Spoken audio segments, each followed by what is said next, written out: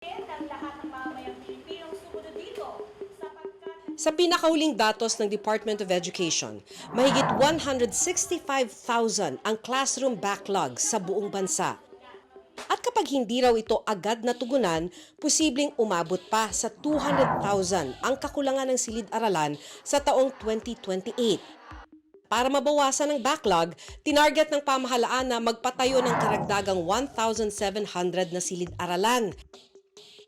Pero ang problema, sa bilang na yan, 22 classrooms lang ang natapos ng DPWH. 822 naman ang ongoing. At 882 ang hindi pa nasisimulan ang construction. Identify natin talaga kung saan yung shortage, saan kinakailangan yung classroom.